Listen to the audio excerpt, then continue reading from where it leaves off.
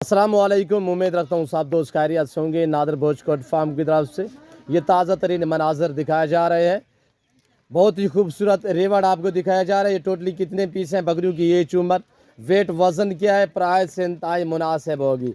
Video आपने मुकम्मल देखनी है। पेज को फॉलो करें, वीडियो को लाइक कीजिएगा। कमेंट में आप दोस्त अपनी राय दें किस कंट्री की शहर से मेरी वीडियो को वॉच कर रहे हैं। मेरे दोस्तों ये टोटली 35 बकरों का ग्रुप इस वक्त आप दोस्तों को दिखाया जा रहा है। ओरिजिनल गुलाबी माशाल्लाह बेहतरीन, हर तरह हर ऐप से पाक, बेदाग जानवर है। जिस दोस्त को चाहिए लोकेशन आप गूगल मैप पे भी सर्च कर सकते हैं। वैसे मैं आप दोस्तों को अपनी ज़बान में समझा देता हूँ। मेरे फार्म पे आने के लिए मेरे फार्म की लोकेशन डेरा गादी खान, न्यू डिफेंस व्यू, नादर भोज कोट फार्म। मेरा दोस्तों एज 8 से 9 महीने, लाइव में वज़न 35, 38 और 40 kg तक इनका लाइव में वज़न है। और सारे के सारे हर तरह हर ऐप से पाके 25,000 के हिसाब से प्राइस है। लोकेशन डेरा गादी खान। वीडियो